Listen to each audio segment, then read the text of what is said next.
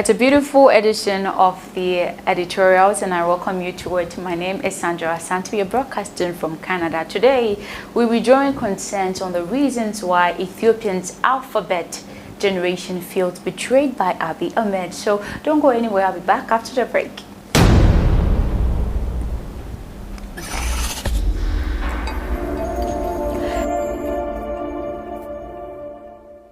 When Abiy Ahmed became Prime Minister of Ethiopia 3 years ago, the Oromo community felt their shackles have finally been broken.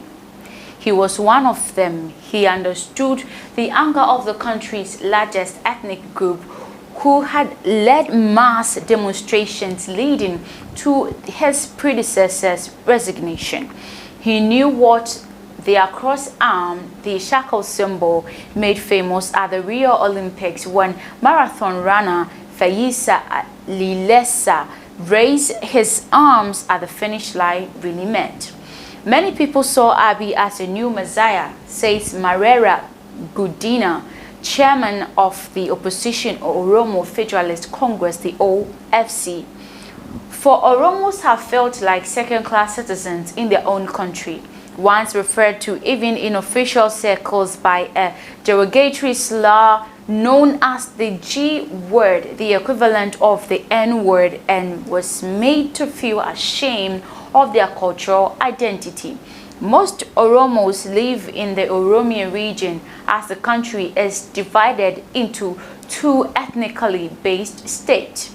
Yet in Addis Ababa, Ethiopia's capital, which is completely surrounded by Oromia, some Oromo says it was frowned upon for them to speak Afan Oromo in the public. Even on the bus, they couldn't do that. These frustrations found a voice in the Kubi generation, which means alphabet in Afan Oromo, a reference to those who were taught in their mother tongue for the first time, a policy introduced to schools nationwide in early 1990s after the fall of the Massex regime. Kube, also known as a political statement pointing to a direction and a decision for the Afan Oromo language to adapt the Latin alphabet, distancing itself from the G's script used in Amharic, the working language of the country.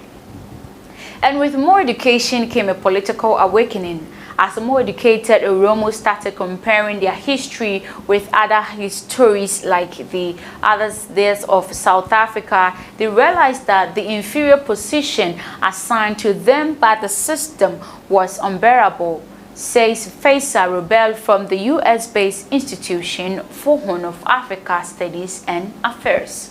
Now let's look at the brutality exaggerated in the history line.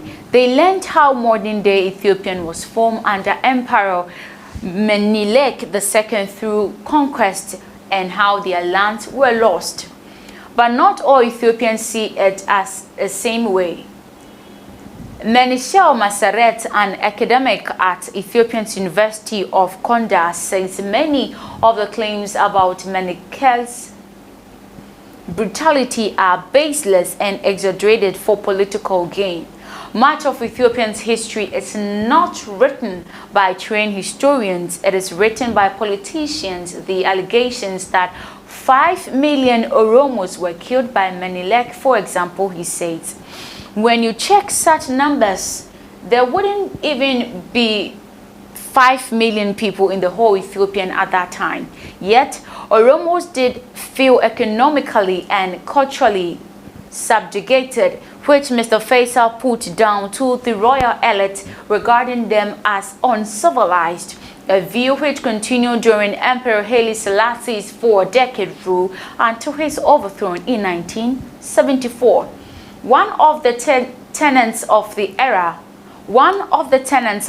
Haile Selassie, was the Amharize the Oromo, so that why will you see a huge urbanized Oromo lost to their traditional name and culture, and who assume the Amharic language and Amharic names, he says. It has the alphabet generation who have backed against this and embraced their cultural identity. They want their language to be recognized as one of the country's working languages. They want to feel at ease in Addis Ababa. When they call the Finfini and have more of a say in its administration and growth, they want more autonomy over the Oromia, and they want jobs as well. This newfound confidence was escapulated by the Hatalu Hundessa, a former political prisoner turned music star whose lyrics fueled the Oromo protest. Now let's look at the hero being killed. There was a little unease about some of Abiy's other political reforms, but last year things deteriorated fast when Hatalu, who said he was getting death threats, was killed. The motive is still unclear. For the alphabet generation, their hero was dead. It led to a wave of ethnic unrest, leaving more than 160 people dead, and the arrest of opposition figures like Mr. Jawar, who now faces charges of terrorism and incitement to violence.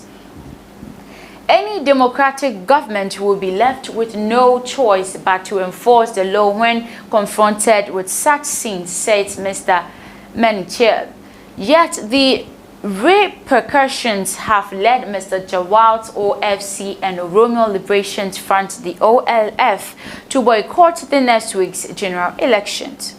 The political space has been shrinking. For example, last year we had 206 officers across Oromia, and now we have only just 3 officers, said the OFC's Professor Merera.